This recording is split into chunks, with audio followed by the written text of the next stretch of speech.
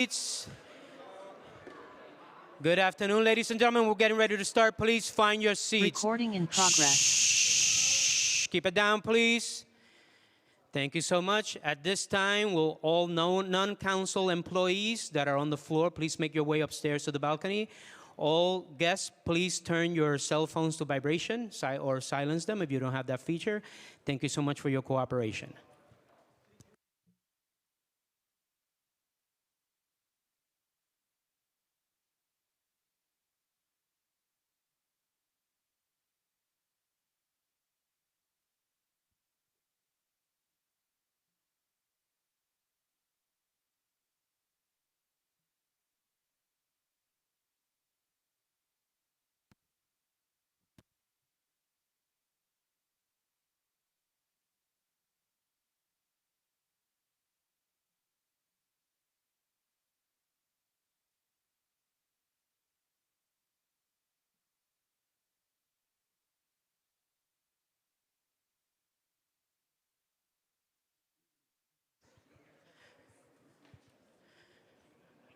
Folks, once again, please silence all electronic devices.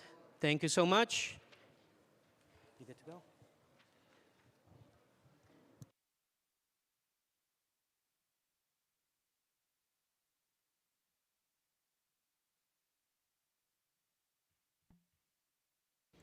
Good afternoon and welcome to the stated meeting of December 5th, 2024. I am Majority Leader Amanda Farias and I'd like to thank you for joining us. If you would like to follow along, the agenda for today's meeting is posted on our website.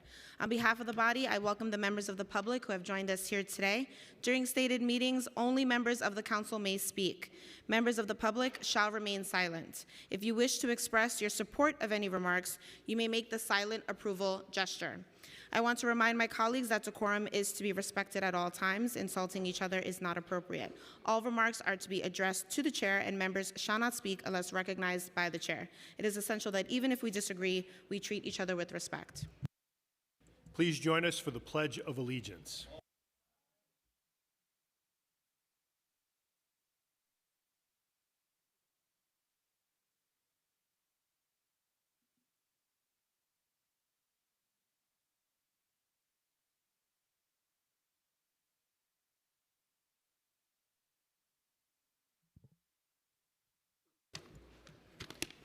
Roll call. Abreu. Present. Ariola. Here. Aviles. Presente. Ayala. Here. Banks. Here. Botcher. Here. Brannan. Brewer. Here. Brooks Powers. Present. Caban. Present. Carr. Here. De La Rosa. Here. Dinowitz. Present. Felice. Gennaro. Gutierrez. Presente. Hanif. Here. Hanks. Present. Holden. Here. Hudson. Present. Joseph. Present. Krishnan. Here. Lee. Here. Lewis. Present. Marmorato. Present. Marte. Here. Mealy.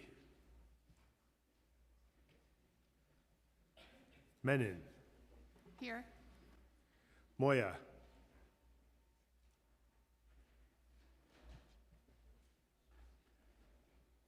Narcisse. Here. Nurse. Osei. Present. Palladino. Here. Powers. Wrestler. Here. Riley. Present. Rivera. Present. Salam. Present. Salamanca. Present. Sanchez.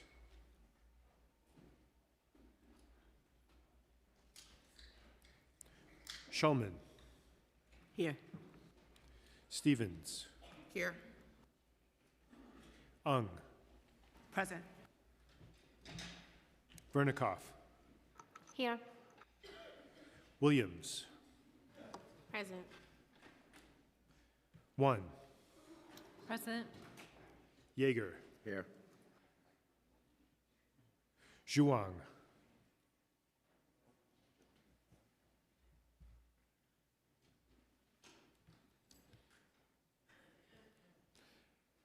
Sanchez,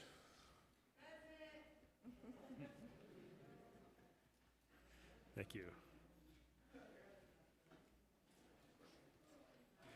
Borelli, Present. Zhuang, Zhuang. thank you. Farias, Present. Speaker Adams, I feel like I need to be running in the door. I'm present. Thank you. We will now have today's invocation, which will be delivered by Reverend Dr. Richard Griffiths, lead pastor of Bronx Bethany Church of the Nazarene, which is located at 971 East 227th Street in the Bronx.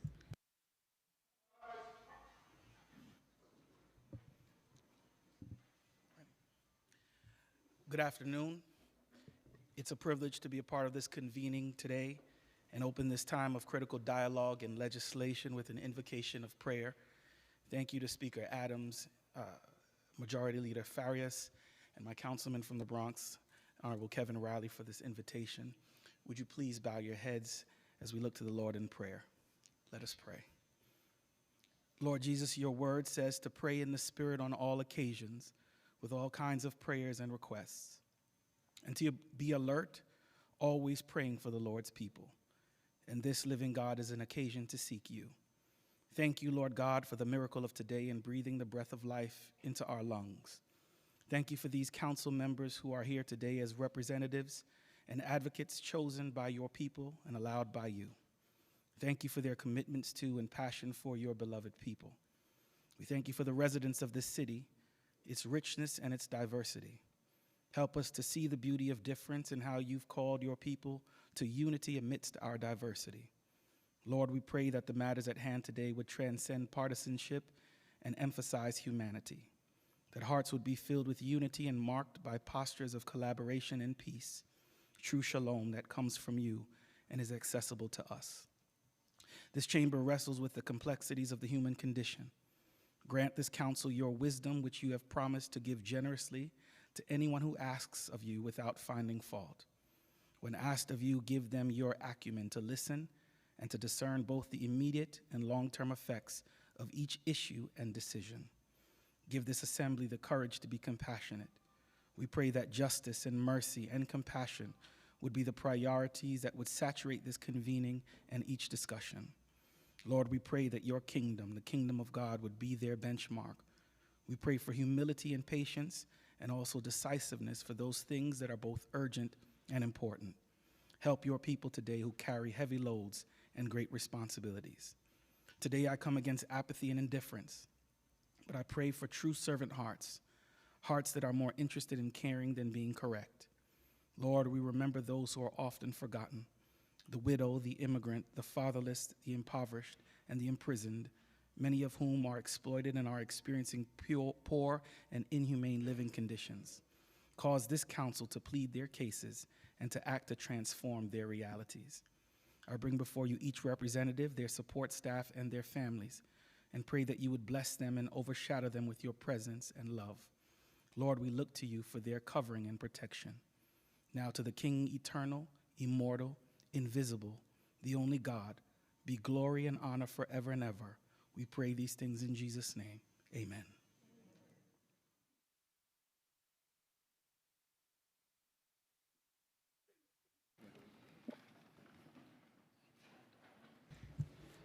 Thank you. I would now ask Councilmember Kevin Riley to spread the invocation on the record.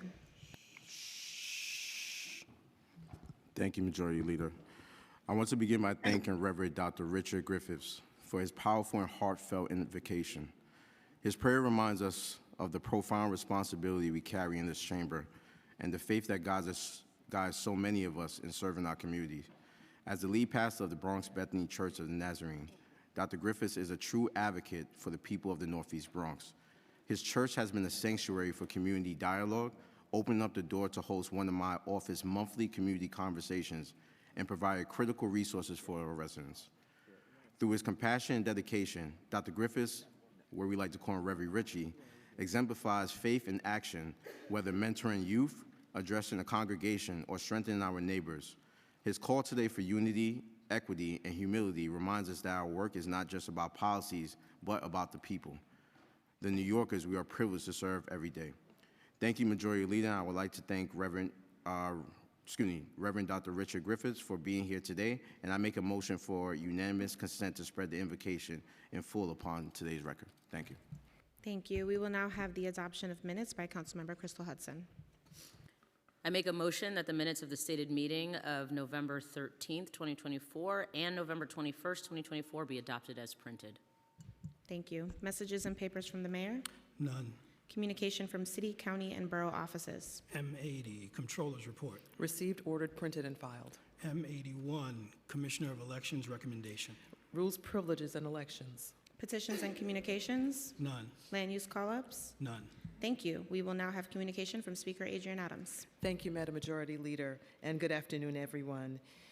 Today, the Council will vote on the Department of City Planning's Zoning for Housing Opportunities citywide text amendment with modifications estimated to create over 82,000 new homes over 15 years as part of an agreement to invest $5 billion into the Council's City for All housing plan. This represents a major step forward for the city to confront our housing crisis. This council has consistently shown the importance of it playing a constructive role in advancing housing solutions across this city. We recognize the severity of the decades in the making housing crisis, the impact it's having on working and middle-class New Yorkers, and the urgency required of us to advance bold solutions that match the scale of this challenge. Since 2022, we have approved the development of more than 27,000 units of affordable housing through the land use process, with more than half being affordable homes. This includes major projects like Innovation Queens that many doubted our ability to chart a successful path forward to advance at all. Today is another step forward by this council to advance meaningful housing solutions that lower costs to make our city affordable and ensure housing as a stabilizing force. Throughout the public review process for DCP's citywide zoning text amendment proposal, we heard the voices of residents across the city, including those who are concerned about what it could mean for their neighborhoods. Our modifications to the zoning reforms balance respect for neighborhood character because not all districts are alike, with the citywide need to build more housing, especially affordable homes. Our modifications prioritized creating the greatest number of homes while maintaining the fair housing principle that every neighborhood contributes in a plan that could be approved. This council has led efforts to make housing more affordable, especially at the deepest levels needed by most New Yorkers. We have championed the importance of home ownership through support for existing homeowners and the expansion of opportunities to own a home for more working-class New Yorkers to stay in our city. We are proud of what we were able to secure through the Council's City for All housing plan in conjunction with modifications to the citywide zoning text amendment. City for All was formulated with the input of council members, advocates, and most importantly, New Yorkers who made their housing concerns and challenges abundantly clear to us. While we recognize the importance of zoning reform to build more housing, especially amidst a housing shortage, we knew more was needed to keep New Yorkers housed and address growing housing insecurity. We successfully secured a historic $5 billion commitment towards key investments. And with this funding, we will make homes more affordable and preserve existing affordable housing, including NYCHA and Mitchell-Lamas, support home ownership, protect tenants, strengthen our city's housing agencies, invest in the sewer, street, and open space infrastructure of communities, and encourage neighborhood rezoning plans that can produce more housing in the coming years. This is the type of comprehensive housing plan and level of investment that New Yorkers require to address their wide-ranging housing needs. And yet we know there is so much more to do. Advancing solutions to difficult problems isn't easy, but it can be done when we unite behind the common goal to focus on what is best for New Yorkers and the future of our communities and the city that we all love. I thank Chair Salamanca and Riley for their leadership, and our Housing Chair Sanchez and other members who supported this major effort. I thank Department of City Planning Director Gorodnik and his staff, as well as the City Hall housing staff who partnered so closely with me, my office, and the entire council to negotiate this agreement. The contribution of $1 billion from the state by Governor Hochul was also very critical. And of course, I thank the many, many New Yorkers who made their voices heard regarding their housing challenges. This is who we do this work for. On December 1st, a fire blazed through an apartment building in Councilmember Menin's district. One person was killed and 6 firefighters were injured. Our hearts are with the victim's family and loved ones as they grieve this horrible tragedy. My thoughts and prayers go out to the family, friends, and community of Tzvi Kogan, a Chabad rabbi who was killed on November 24th in the United Arab Emirates. His death was felt right here in New York City, as many of his loved ones and family members reside in Crown Heights, as well as in the Chabad communities across the city and around the world. May his memory be a blessing. November 30th was Barbados National Day, which celebrates the country's independence from Britain after over 360 years as a British colony. The Bajan community has contributed so much life and culture to New York City, and I wish Bajans across our city a wonderful day of celebration. We observed World AIDS Day on December 1st. This day is an opportunity for us to reaffirm our steadfast commitment to people living with HIV and AIDS and remember those we have lost to AIDS-related illnesses. Established in 1988, World AIDS Day served as an important reminder about the importance of our united mission to eradicate HIV and AIDS. December 2nd was Special Education Day, which commemorates the signing of the Individuals with Disabilities Education Act into law in 1975. It is critical that we provide students with disabilities with the effective and sustained services they need to succeed.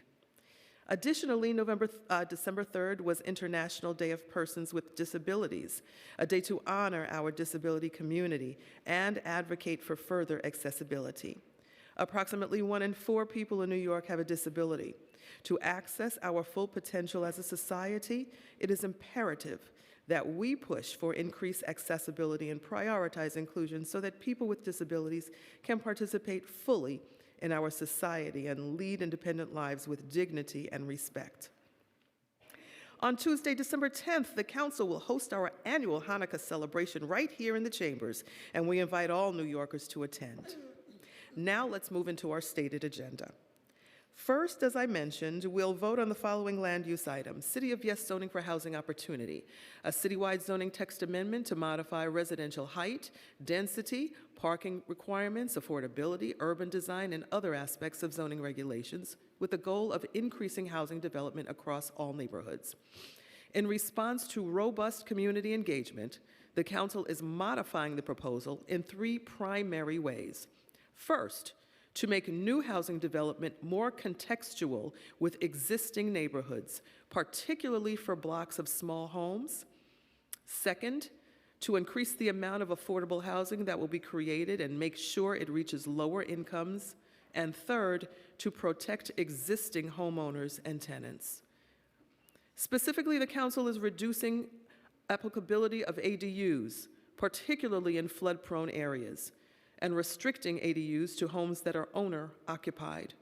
The Council is limiting transit-oriented development in certain areas with small homes and different transportation needs. Additionally, the Council is protecting open spaces on campus developments and preserving rear yards of row houses and semi-detached houses. The council is also introducing a parking scheme which is responsive to the different needs of communities while prioritizing housing development.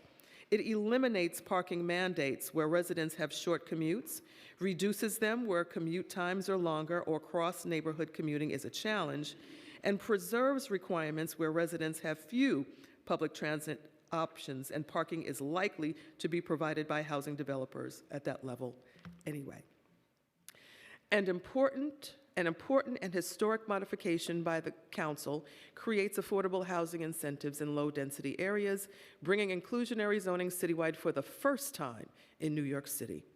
This will ensure that the creation of affordable housing is possible in every part of the city, and we thank our staff members, particularly Paris Straughter, Ann McCoy, Brian Paul, William Vidal, Chelsea Kelly, Deborah Kurtzer, Arthur Huh, Ryan Coate, Caroline Antonelli, Dana Leventhal, and the entire Planning and Land Use Division.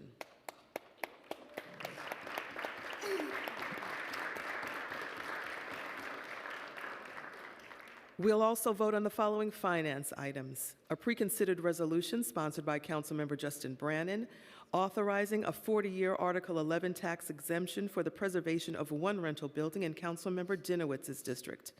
A preconsidered resolution sponsored by Councilmember Brannan, authorizing a 2.5-year Article 5 tax exemption for the preservation of two rental buildings in Councilmember Salam's district. A preconsidered resolution sponsored by Councilmember Brannan, authorizing a 40-year Article 11 tax exemption for the preservation of two rental buildings also in Councilmember Salam's district. And a transparency resolution approving new designations and changes of certain organizations receiving funding in the expense budget. Next, we will vote on the mayor's appointment of Muriel Good-Trufant to the position of Corporation Counsel. Today, we will also vote on the following pieces of legislation. The first two bills are part of Aging Committee Chair Crystal Hudson's Age in Place 2.0 legislative package. Introduction 1022A, sponsored by Council members Jennifer Gutierrez and Crystal Hudson, would require the Commissioner of the Department for the Aging to conduct a 3-year study on naturally occurring retirement communities, or NORCs, and neighborhood naturally occurring retirement communities, or NNORCs, in New York City. The study would identify potential NORCs and NNORCs, assess the needs of older adults, evaluate necessary improvements, and collect data on demographic trends and health outcomes. Introduction 1054A, sponsored by Chair Hudson, would require the Commissioner of the Department for the Aging to submit a 10-year Aging in Place plan that would focus on assisting older adults with aging in place throughout New York City. We thank our staff members, Christopher Pepe, Chloe Rivera, and John La Rosa. Next, we will vote on two bills sponsored by Councilmember Jim Gennaro, Chair of the Committee on Environmental Protection, Resiliency, and Waterfronts, that will address sewer, flooding, and other infrastructure concerns. Introduction 814A would require the Department of Environmental Protection, or DEP, to update the sewer backup prevention plan by 2025 and conduct regular updates thereafter. The bill would also require DEP to provide timely notice to residents and complainants when it determines that certain sewer backups have occurred. We thank our staff members, Brad Reed, Andrew Bourne, Ricky Chawla, and Austin Malone. Introduction 815A would require DEP, in consultation with the Department of Buildings and the Office of Long-Term Planning and Sustainability, to create and regularly update an interim flood risk area map, identifying areas at risk of flooding due to 10-year rainfall events and sea level rise, as well as coastal flood areas with a 1% or greater chance of flooding in any year. Thank you to our staff members, Brad Reed, Nick Witzowski, Andrew Bourne, Ricky Chawla, and Austin Malone. Introduction 850A, sponsored by Councilmember Rafael Salamanca, would require the Department of Housing Preservation and Development, or HPD, to submit biannual reports to the Council regarding city-financed affordable housing development projects involving the disposition of city property. Thank you to our staff members, Elliot Heisler, Austin Malone, Jose Conde, Andrew Bourne, Dick Spencer, and C.J. Murray. The following bills are all sponsored by Councilmember Pirina Sanchez, Chair of the Committee on Housings and Buildings. They are critical bills that will complement the passage of the Modified Zoning for Housing Opportunities Citywide Text Amendment. Introduction 654A would implement a renewed version of the J51 tax abatement program for rehabilitation and renovation projects of certain multiple dwelling buildings as authorized by the state. Thank you to our staff members, Taylor Zeleny, Mark Chen, and Audrey Son. Introduction 1127A would establish a basement and cellar dwelling unit legalization program in certain community districts. The program would include an application process for building owners to receive authorization for temporary residence for units, inspection by the Department of Buildings of such units, and provision of technical assistance and outreach by the Department of Housing Preservation and Development. Thank you very much to our staff members, Austin Malone, Andrew Bourne, Jose Conde, Dirk Spencer, and Brad Reed. And Introduction 1128A would allow for the construction of ancillary dwelling units and establish eligibility and design requirements in one or two family dwellings. Requirements would include ADUs to have separate utilities and entrances from primary dwellings to meet standards for light, ventilation, and emergency access to units, and to include means of fire prevention. Finally, this bill would prohibit basement and cellar ADUs in flood hazard areas. Thank you to our staff members, Austin Malone, Andrew Bourne, Jose Conde, Dirk Spencer, and Brad Reed. Thank you very much for your attention. I now turn it back over to our Majority Leader.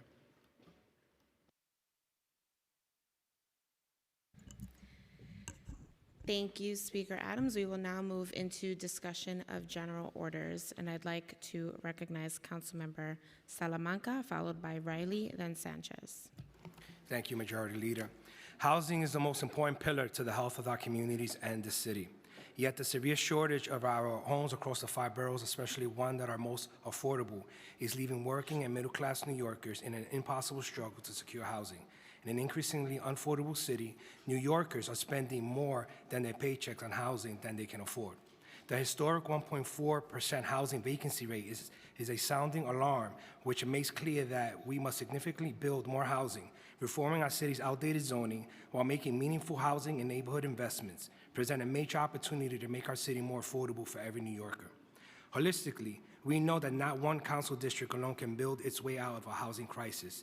It takes a true action plan that includes every district's participation in confronting this issue.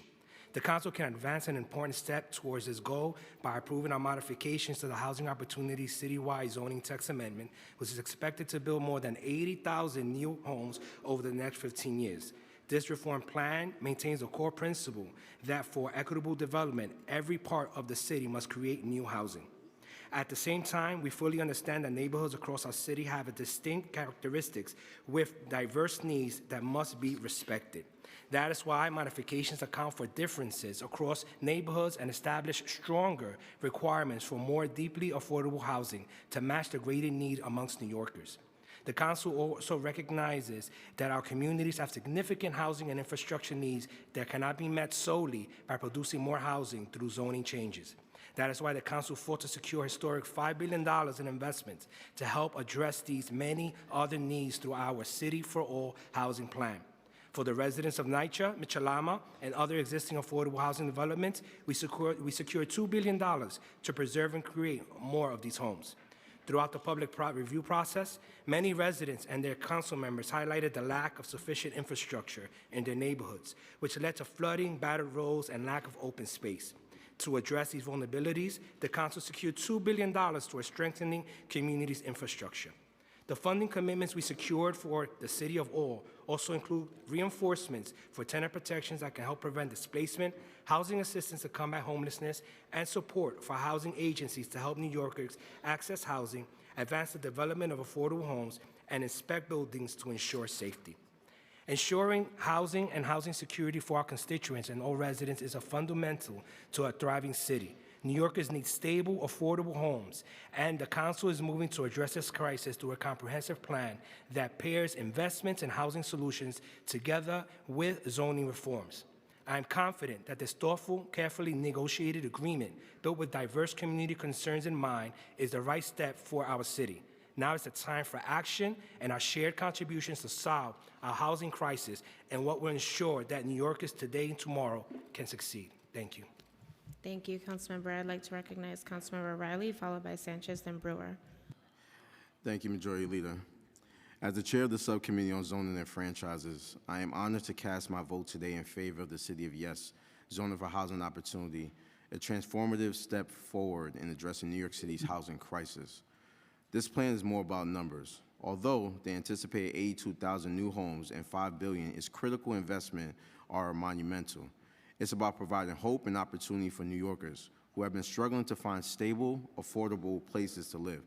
It's about uplifting families who deserve not just housing, but homes in neighborhoods that welcome them, support them, and allow them to thrive. This initiative is a key pillar of our City for All plan, which reflects the Council's unwavering commitment to advocacy and collaboration.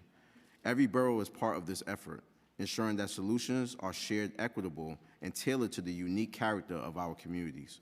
We are making a promise today, no matter where you live in this city, we are working to build a future where affordability is no longer out of reach, and every New Yorker has a place to call their home. I want to thank Speaker Adams, the Department of City Planning, my council colleagues, especially the land use team, and the tireless advocates who helped shape this proposal. This vote represents not just a comprehensive plan, but proves that by working together, we can build a city that supports its neighbors, invests in its people, and creates a legacy of inclusion and equity for generations to come. Thank you, Majority Leader. Thank you, Councilmember. I'd like to recognize Councilmember Sanchez. Thank you, Majority Leader.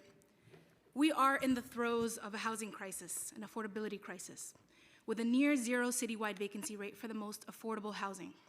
If you lose your affordable home today, you will not find another tomorrow. That is why our vote today, colleagues, to overhaul the city's zoning code to enable the creation of a little more housing in every neighborhood, paired with $5 billion in investments that our speaker negotiated on this council's behalf, is so important. Our actions here today will aid tens of thousands of New Yorkers. Colleagues, I urge you to think big picture as you cast your votes today. A no vote is no to $5 billion for more deeply affordable housing, housing vouchers stabilizing over 20,000 families, expanded homeownership opportunities, stabilization of Mitchell-Lama's infrastructure, neighborhood planning, all secured by our speaker. A no vote is no to 80,000 more homes in the next 10 years. This isn't about any one of us as individuals or even our own political calculus. It isn't even about the community that we might represent. A yes vote today is a vote for all New Yorkers. I want to thank all of our advocates, to our speaker for your extraordinary leadership in getting us to this point, and to all the staff who worked to get City of Yes and City for All to the point it is today. Colleagues, let's do the right thing, and I will mention that I have 3 bills that are also companion bills to City of Yes. 11, 27, and 28 make accessory dwelling units safer for all, and 654 reestablishes J51, the J51 tax incentives, which will save 166,000 families living in our co-ops and condos across the city thousands of dollars each year so they can green their homes. Thank you so much, Majority Leader. Recognizing Councilmember Brewer, followed by Gennaro, then Banks. Thank you very much.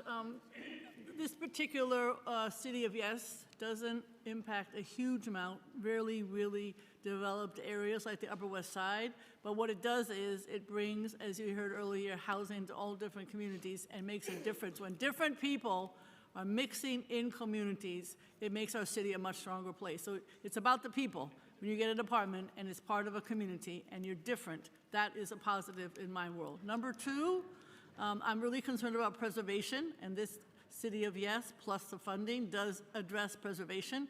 I can tell you that I've got about 3 large buildings right now, single-room occupancies, to be purchased. They need to be part of the discussion.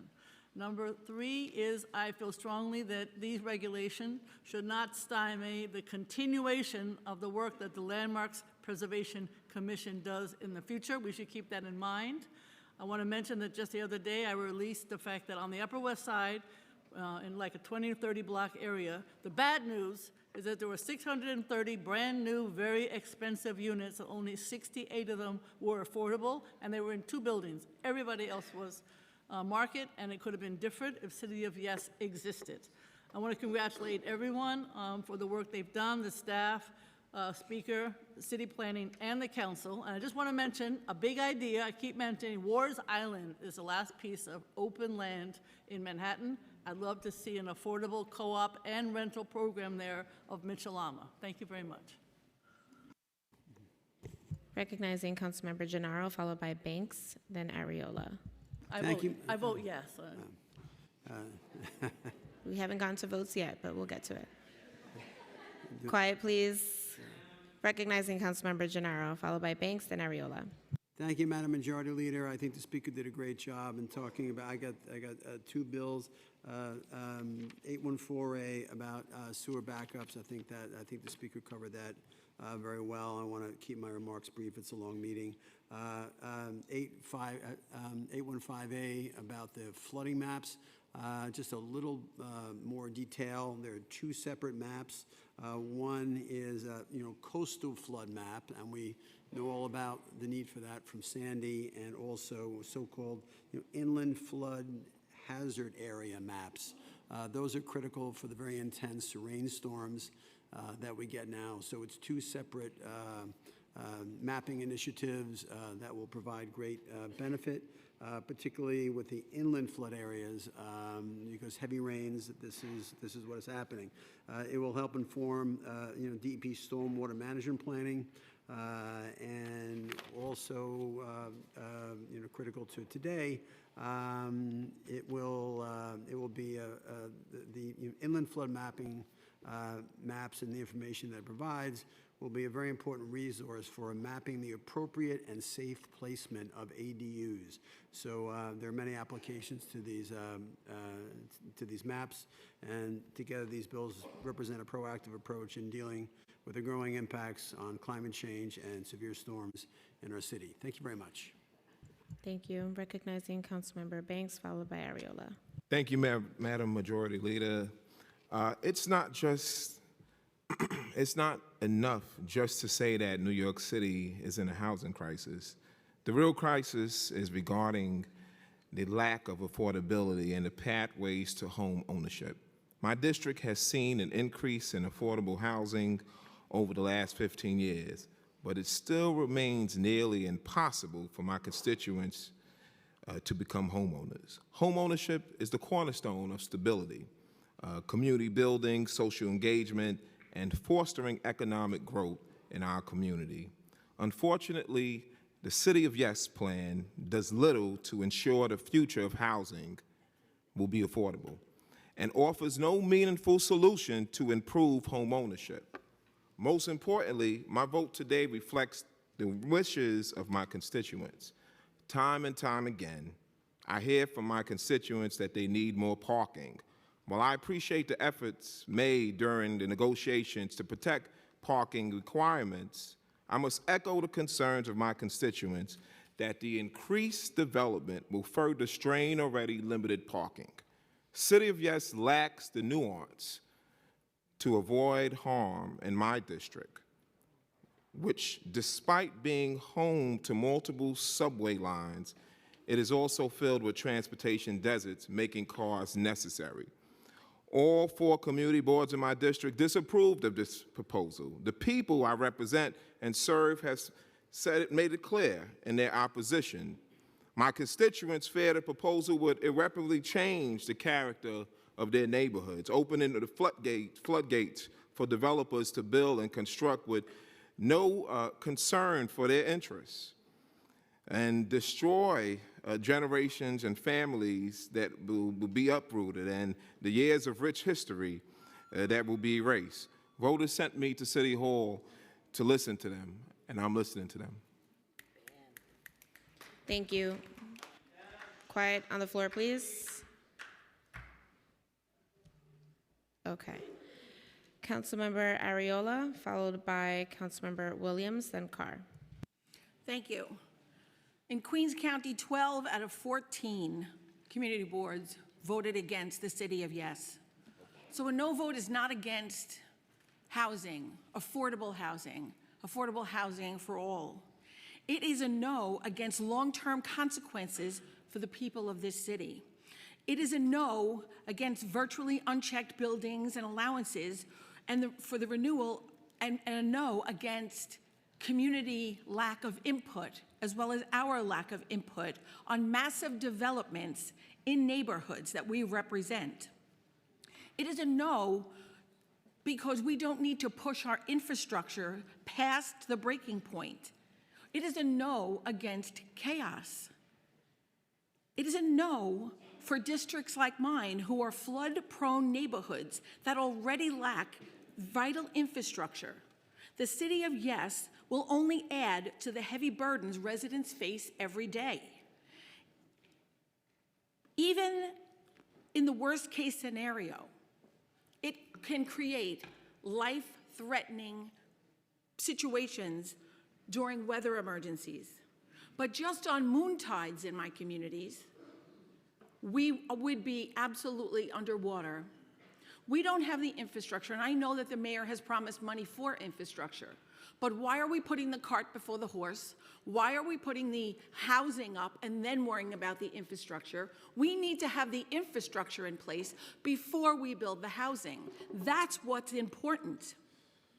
I appreciate the work that the Speaker's office and my colleagues did, and the Land Use Division. I appreciate the fact that modifications were made. But I can't go on a what if when my constituents, like Councilmember Banks said, are telling me we don't trust the system. We don't want the character of our neighborhoods to change. We do want more affordability. So I strongly urge my colleagues to support future legislation that I will be introducing, which would exempt flood zones and inland flooding areas from the City of Yes. Thank you. Thank you, Councilmember. I'd now like to recognize Councilmember Williams, followed by Carr. Thank you. Today we face a defining moment for our city, a moment to choose bold action to address a housing crisis that is squeezing families, stifling opportunity, and holding New Yorkers back. Let me start by saying this. I heard you. I heard the concerns about maintaining the character of our neighborhoods and balancing growth incrementally with fairness. That's why I've worked tirelessly with Speaker Adams, the admin, community leaders, and my colleagues to ensure that the City of Yes for Housing Opportunity is not just a policy, but a promise. This promise says we can tackle a housing crisis that has left us with a rental vacancy rate of just 1.41%, the lowest since 1968, and half of renters burdened by skyrocketing rents. But it also says we can do it responsibly, with our communities at the heart of every decision. Over the past months, I convened many focus groups in Southeast Queens to dig into the original proposal. Based on that feedback, we fought for and secured key amendments to protect the character of our neighborhoods. For example, parking requirements for larger buildings in lower density districts of my council district will remain unchanged because cars are a necessity in our transit desert. Accessory dwelling units have been scaled back, ensuring the detached ADUs don't overwhelm our communities, and any homeowner adding one must live on site to maintain our home ownership culture. We even refined the scope of town-centered and transit-oriented development near low-density neighborhoods to avoid overburdening infrastructure near Long Island Railroad stations. These revisions matter. They show that the City of Yes doesn't mean yes at any cost. It means yes to thoughtful, balanced growth. And with the council securing $5 billion for housing-related investments and home ownership opportunities, including $2 billion for sewer infrastructure, public space, and other infrastructure improvements, this plan is not just about zoning changes, it's a comprehensive strategy to meet the needs of New Yorkers. The families of Southeast Queens and all of New York deserve thriving communities that aren't overburdened. Thank you so much to the Land Use Division for all your hard work. Recognizing Council Member Carr, followed by Yeager, then Feliz. Thank you, Majority Leader. Colleagues, when I spoke at the Subcommittee on Zoning and Franchises a couple of weeks ago on City of Yes, I talked a lot about the fact that the public will of so many of our constituents was being ignored in City of Yes, that our infrastructure needs were already not being met at current levels of development, and that we had an opportunity to do more housing the right way that was respectful of neighborhood character. And having spoken about that and knowing that other colleagues are doing and will do the same here today, I want to focus a little bit on what I believe to have been the insufficient environmental review that this administration did with respect to City of Yes. At the hearing we held on October 21st, the administration testified in response to my questioning that this is a text amendment, not a mapping amendment, and the environmental review was done accordingly.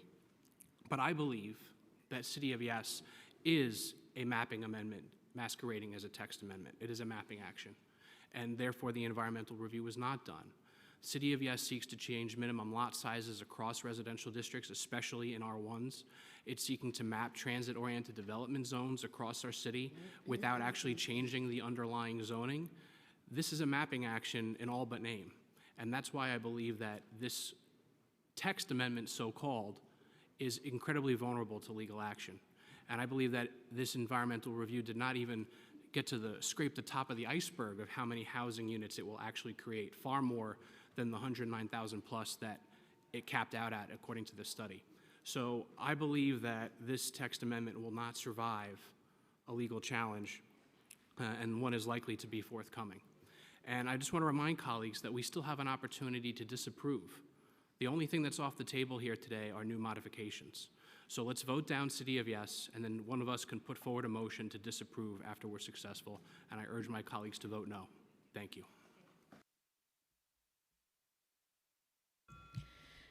Recognizing Councilmember Yeager, followed by Feliz, then Ayala. Thank you, Madam President. Whenever this body does one-size-fits-all rules, we fail.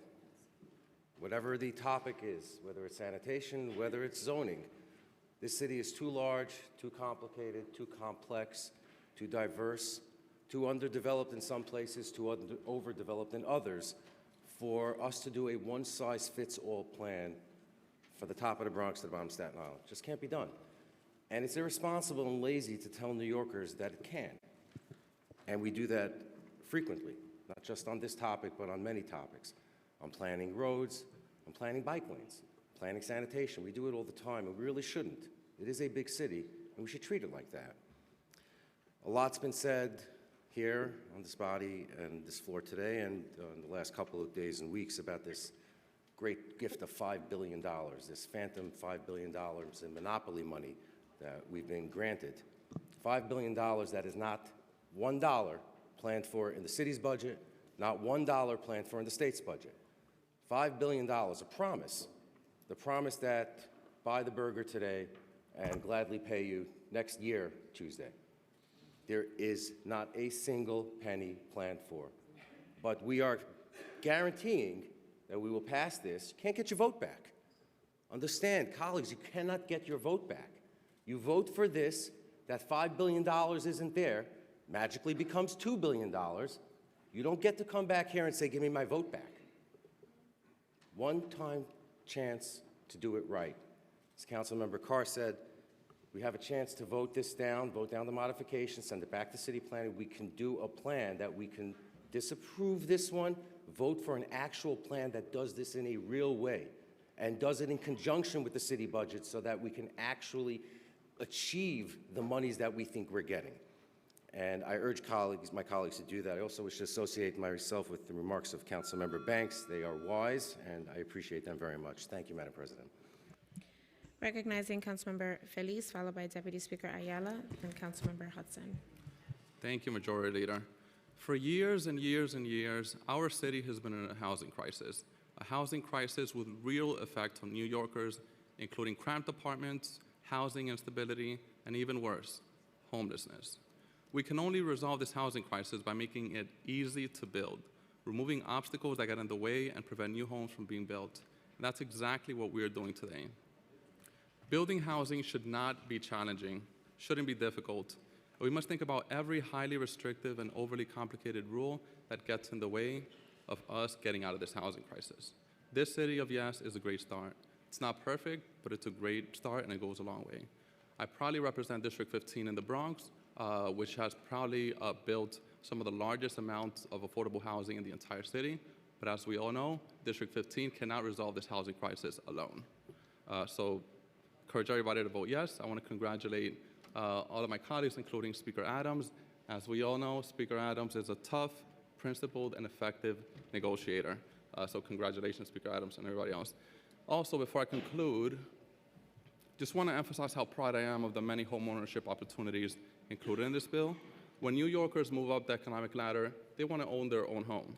And if New York City does not offer those opportunities, we're going to lose these New Yorkers to other nearby cities and states. We should want to keep these New Yorkers, and we need to invest in them. And that's exactly what we're doing today, including $41 million for down payment assistance programs, creation of new Mitchell-Lama programs, and many other initiatives. So very proud, and I'm strongly encouraging everybody to vote yes on the City of Yes. Thank you. Recognizing Deputy Speaker Tatiana Ayala. Sorry, I broke the mic, sorry. Good afternoon, everyone. I just wanted to say a few words about my vote to approve the City of Yes for housing opportunity. Housing is a fundamental pillar of safety and stability for our city and its neighborhoods. It unlocks the ability for people to pursue opportunity, something that I know personally from my own experiences of homelessness and housing insecurity. This plan was the result of listening to the needs of everyday New Yorkers who are facing growing housing and economic pressures. We heard from working families and residents who are struggling to find a home, to afford rent, or costs to maintain their homes, and in some cases, to live with the dignified conditions that we all deserve. As part of our negotiations, the Council secured $5 billion in commitments for our City of All housing plan that will benefit our communities and entire city. New Yorkers are relying on us to deliver this investment. We cannot fail them. As council members representing all corners of this diverse city, we see, hear, and feel the impact of this housing crisis. We know, whether it's from our constituents or even our own family members, how hard it is now for New Yorkers to make ends meet. Too many of the hundreds of thousands of residents living in NYCHA developments do not have their apartments maintained at the level of quality that they deserve to be safe. Many New Yorkers are unhoused or on the brink of homelessness and need better access to City FEP's housing vouchers that can help them gain stability. That is why the Council pushed for a comprehensive housing plan to help alleviate many of the challenges that the zoning cannot address now. Working alongside New Yorkers, we put forward a plan to deliver greater housing security, deeper affordability, and the neighborhood investments needed.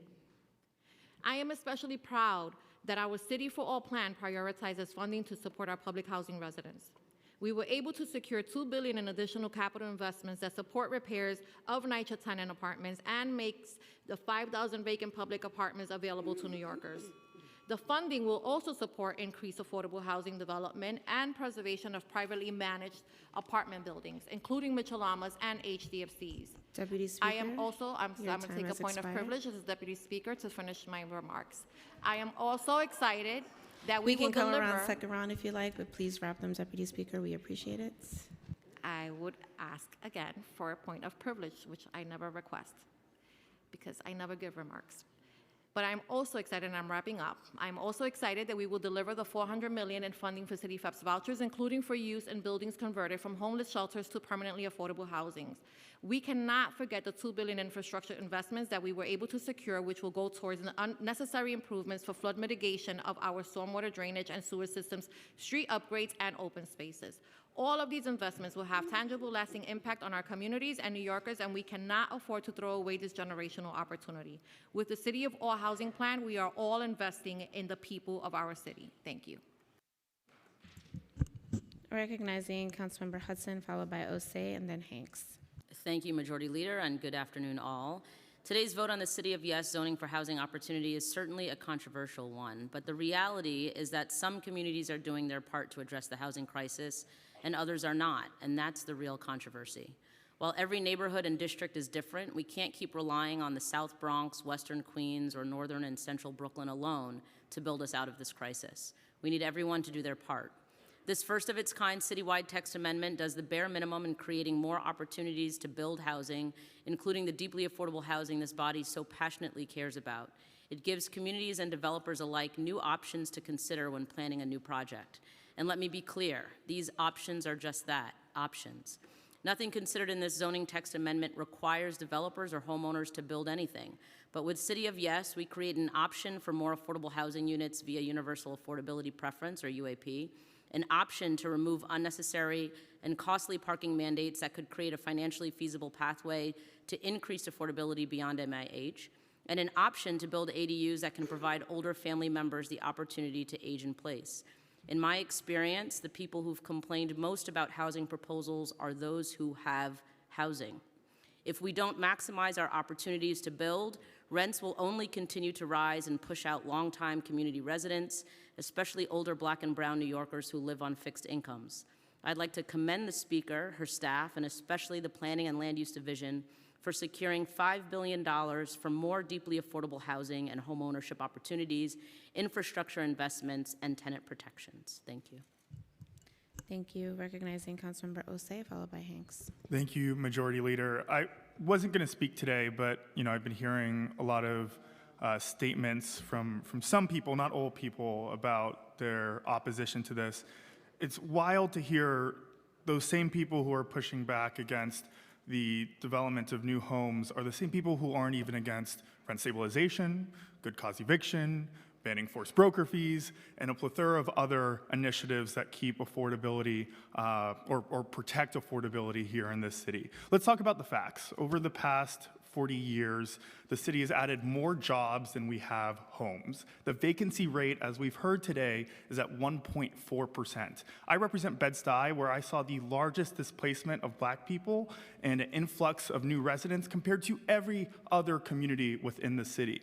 When people are moving into our city to apply and work in those new jobs that we've added, they're competing for the same homes of working class New Yorkers, of workers who are working for New York City, which adds to the skyrocketing in our rents. What we're doing here today is not easy, but it's necessary. We need to build in this city. We need to build affordability in the city. We need rent stabilization in the city. We need so much more to protect the working class New Yorkers that exist within the 5 boroughs.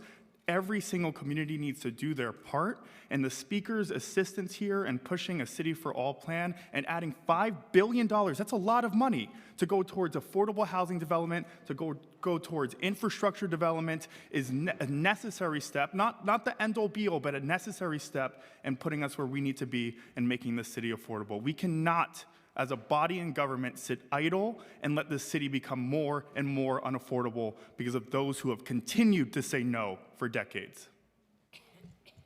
Thank you, Councilmember. I'd now like to recognize Councilmember Hanks, followed by Ressler. Thank you, Majority Leader. I'd like to also associate my comments with my colleague, Councilmember Banks. The City of Yes for Housing Opportunity is set out to be a solution for our city's housing and zoning changes. However, it falls short of achieving its stated goals in boroughs like Staten Island, as it fails to adequately address the unique needs of boroughs like my own.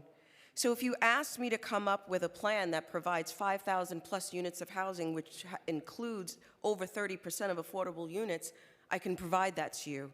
It's not a matter of not doing our part. In this housing crisis, it's about doing our part with respect of our districts and our individual needs. And so, our borough's unique infrastructure, flood zone prone areas, limited public transportation, a lot of this plan just doesn't go far enough. And I want to express my gratitude to the civic associations, urban planners, builders, advocates, or builders associations that added their invaluable insights and make sure that Staten Island's voice is heard. I was 27 years old when I purchased my home. 27. I have 2 children living at home, regrettably, over the age of 23 that I would love to move out making over $55,000 a year. Does the City of Yes address the affordability issues so we can produce the next generation of home ownership? But homeowners should not be discriminated against because we've purchased our homes or we live in boroughs that are not Manhattan, not the Bronx, and not Brooklyn. So I want to commend the affordability and home ownership incentives that the Speaker, Adrienne Adams, has done with our leadership in ensuring that the affordable housing modifications were made in this proposal. But as I am 2 parts an advocate, I am a representative, and this is what my constituents asked me to do. So vote no. Recognizing Councilmember Ressler, followed by Marte. Thank you so much, Madam Majority Leader. Mayors and their administrations, they can propose whatever they want. But it is up to this council, the City Council, to determine what laws are adopted, what zoning changes are made. This body recognizes the extreme housing emergency and affordability crisis that our city is facing. Thanks to the tremendous leadership of our Speaker, Adrienne Adams, we are embracing a plan to expand housing in every neighborhood across New York City. And thanks to the tremendous leadership of Speaker Adrienne Adams, we are accomplishing so much more. This zoning modification, when adopted by the council, will ensure we create truly affordable housing through the Speaker's City for All plan. The Speaker negotiated a historic $5 billion investment in new affordable housing that is actually affordable to working families, in tenant protections, in improvements at NYCHA, in infrastructure investments to meet the needs of growing communities, and so much more. In my district, as a result of this plan, there will be more affordable housing in new buildings that go up and less parking spots in our transit-rich community. That makes sense. This plan will create just about 100 units of new housing per council district per year for the next 15 years.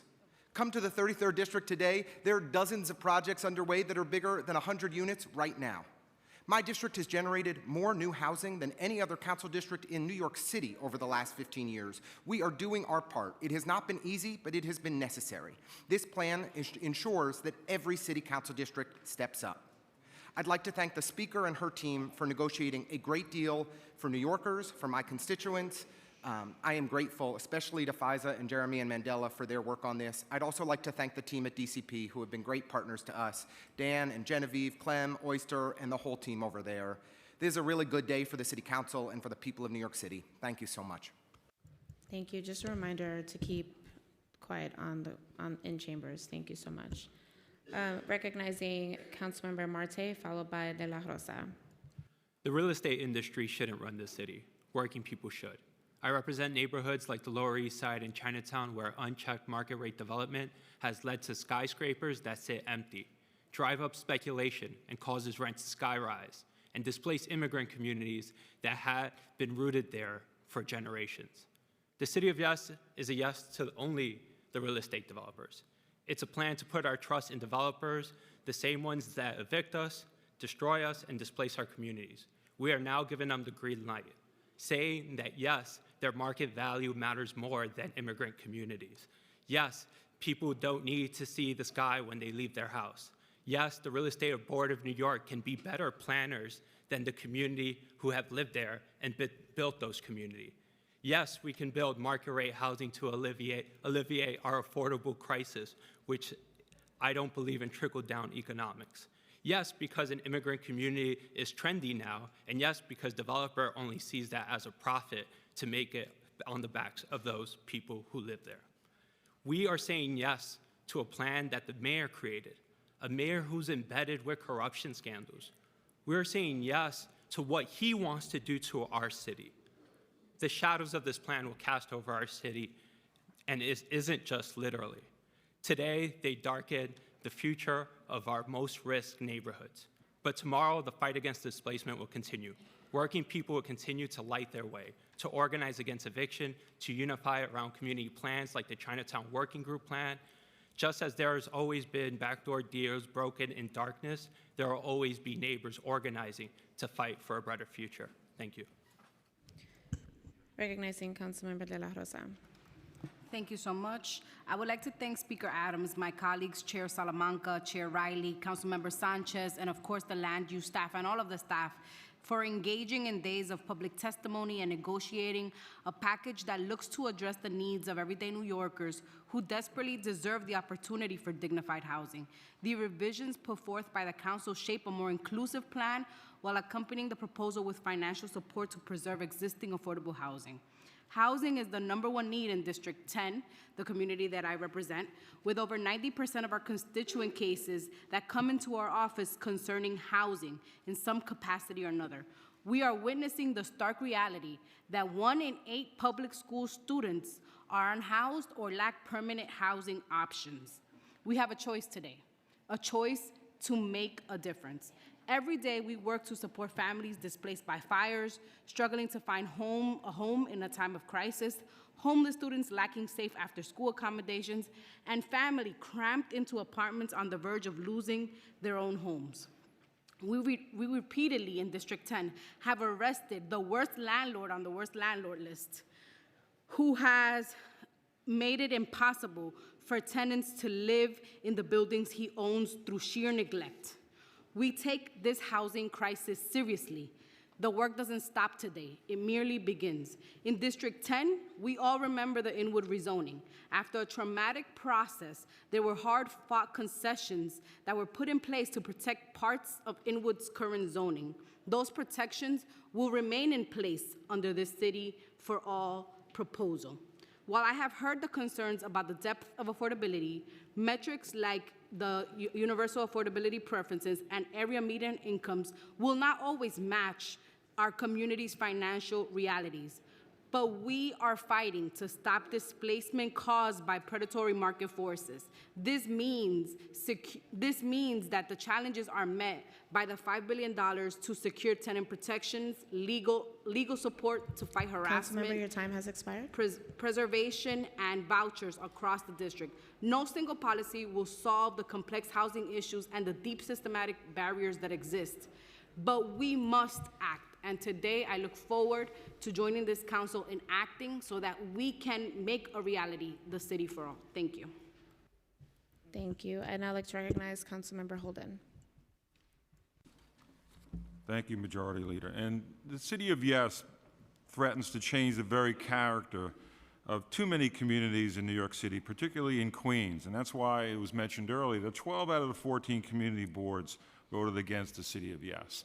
Now, as a 30-year member of a community board, 5 in Queens, I know the neighborhoods in and out because I've done my work as a volunteer. And I also did my work as mapping the entire community in our zoning adjustments in the 1980s and in the early 2000s. I went door to door, and we had 75 volunteers that went around to protect the housing stock, to protect going in our backyards and able to feel the sun on our faces. It's so important that it's not a one-size-fits-all, like was mentioned by my colleagues, Councilmember Banks, Hanks, Marte, and Yeager. This is something that threatens the very character of our neighborhoods. And it's really egregious that we're turning over many of the decisions to developers. So most of our accomplishments will be totally eliminated. So the city of Yes is a developer's dream and a neighborhood nightmare. This is all this is. And the guarantee of $5 billion is just, again, it's not worth the paper that it's printed on. So it's really, like my colleague, Councilman Yeager said, monopoly money. Let's not give away our vote. Let's turn down the city of Yes because it's really a rush job for developers. Thank you. Recognizing Councilmember Abreu. Thank you, Madam Majority Leader. Today's vote isn't about achieving anyone's perfect vision. It's about realizing a shared one. This bill isn't exactly what any of us might have drafted alone, but that's the beauty of democracy: negotiation, compromise, and progress. And progress is exactly what this represents. What we're voting on today isn't just a policy, it's a lifeline. A $5 billion commitment to affordable housing and infrastructure is not just transformative, it's historic. New York City is in the midst of a housing crisis, and the urgency couldn't be clearer. Too many of our neighbors are teetering on the edge, trying to make impossible choices between rent, groceries, and other essentials.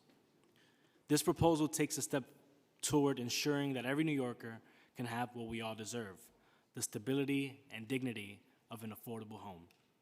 By passing this plan, we are building a stronger, fairer, and more inclusive city, one that truly meets the needs of its people and prioritizes their well-being. I commend Speaker Adams and her extraordinary team for their vision, leadership, and hard work in delivering this landmark achievement for our city. For these reasons, I urge my colleagues to vote aye. Thank you. Thank you. Seeing no one else signed up to speak, I now call on Speaker Adams to close the discussion of general orders.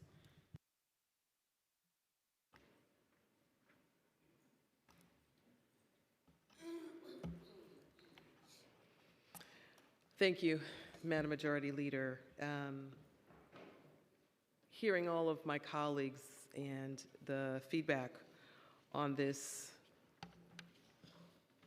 unprecedented legislation that we're voting on today, I've said this before, and I'm going to say it again.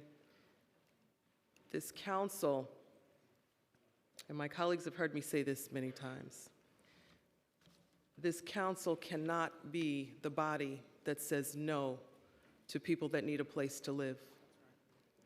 It is our responsibility as elected representatives, respecting our districts, as diverse and unique as each one is, to represent our districts as well as the entire city of New York, all of the good with the bad and everything in between. We are to represent our entire constituency with the respect and dignity that they all deserve. I don't know about you, but I am tired of the homelessness rate going up. I am tired of my community going south because their city is unaffordable for them to live in. I am tired of watching daily people on the brink of eviction and other means of losing their homes, as one of my colleagues said, not have another place to look forward to moving into because it's just not affordable. We cannot do nothing. We cannot do nothing. This proposal, when it was delivered to us, certainly was not perfect. It was not perfect months ago. It is definitely not perfect today. But the modifications put forth by the efforts of this council and members of this city who sat in these chambers for almost 15 hours under the leadership of Chair Kevin Riley to give their thoughts, their opinions, their tears, their blood, their sweat, their thoughts and their opinions to this body, to compile the modifications and help us to deliver the product that we are delivering today. This is not the proposal that was delivered to us, as some of my colleagues have presented and think that this is the proposal that was presented to us. We have created modifications that will create a city for all. This cannot be the council that turns their back on homeless. This cannot be the council that turns their back and continues to say, scrap it, let's move ahead, let's do something else, because I tell you that will never happen. It hasn't happened in 20 years, and it's not going to happen today if we say no to people that need someplace to live and are looking for this body to deliver it. It is incumbent upon us to do our due diligence to the people of this city, the people that are looking to us to be their leaders. And I know that advancing solutions to these difficult problems certainly isn't easy, but it definitely becomes possible if we unite. We will have silence in the gallery. The common good. Sergeants, please remove him from the gallery. There will be no interruptions from the gallery. Please be quiet as you are moving out and being removed from the floor.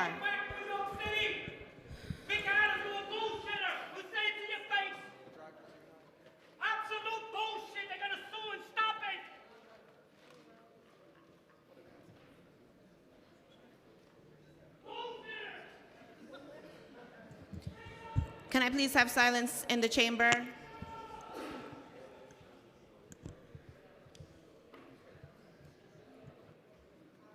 Colleagues, can I please have silence in the chamber? Colleagues, I will conclude. As we all know and as we see, our job is not an easy one, but we were not elected to stand before our colleagues and our constituents to fail them.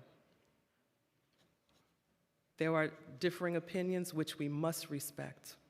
There are differing ways in which we lead our constituents, which we must respect, and we do.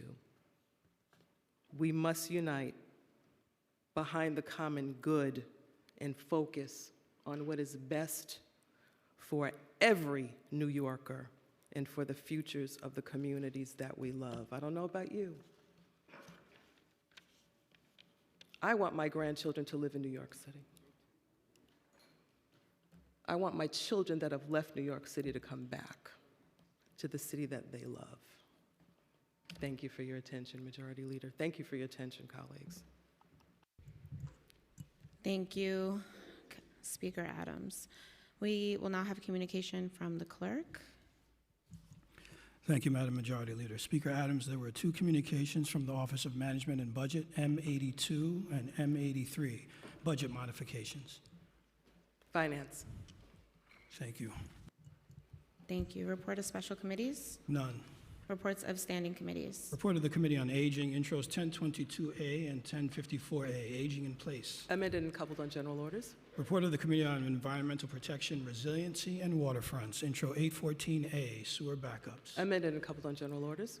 Intro 815A, flood risk map. Amended and coupled on general orders. Report of the Committee on Finance, preconsidered Reso 677, organization funding. Coupled on general orders. Preconsidered LU 197 and Reso 685 through preconsidered LU 199 and Reso 687, tax exemptions. Coupled on general orders. Report of the Committee on Housing and Buildings, intro 654A, tax abatement program. Amended and coupled on general orders. Intro 850A, disposition of city property. Amended and coupled on general orders. Intros 1127A and 1128A, basement legalization and ancillary dwelling unit programs. Amended and coupled on general orders. Report of the Committee on Rules, Privileges, and Elections, M79 and Reso 688, approving the appointment of Muriel Good-Trufant, Corporation Counsel. Coupled on general orders. On the general orders calendar, LU 81 and Reso 689, City of Yes, zoning for housing opportunity. Coupled on general orders, I now ask that the clerk take a roll call vote on all of the items coupled on today's general orders calendar. Gutierrez. I vote aye. Thank you. Wrestler. Aye. Thank you. Powers. Just wanted to extend my gratitude to our speaker, and I align myself with many of the comments that you just made. Right now, I also want to thank my colleagues, Councilmember Salamanca, Councilmember Riley, Councilmember Sanchez, for helping lead us through this process, and Councilmember Riley for sitting through days of hearings, and of course to my predecessor and friend Dan Goronik and his team for all their amazing work here as well. I proudly vote yes and look forward to seeing this in action in the future. Thank you. Abreu. Aye. Ariola. Permission to explain my vote? Permission granted. First, I'd like to disclose for the record on the transparency resolution that my son works for DSNY. I'd like to speak to the Corp Counsel nominee. In her capacity as acting Corp Counsel and prior as the managing attorney for Corp Counsel, Muriel Good-Trufant has held back hundreds of experienced and extremely qualified firefighters, teachers, police officers, and sanitation workers, and thousands of other city workers from returning to their jobs that they love after they won court cases, and she continues to unlawfully have them removed from their jobs. Time and time again, lawsuits against the city have been won by city workers who refuse to take the COVID vaccine due to medical and religious reasons, and time again, Trufant, following in the steps of her predecessor, Sylvia Hines Radix, has continued to waste taxpayer dollars on appeals instead of giving the workers the court-ordered back pay and allowing them to regain their livelihoods. In her own words, Ms. Trufant stated that at her confirmation hearing that she wants to make certain that should the city have another pandemic like we had with COVID, that we would be able to keep the whole public safe. This means that she would be more than willing to impose lockdowns and mandates, which have been dispelled by former Commissioner Ashwin Vasan himself, and it has been proven that it was ineffective and admittedly a political weapon rather than a public safety measure. It's time to end the politicizing of families and their careers.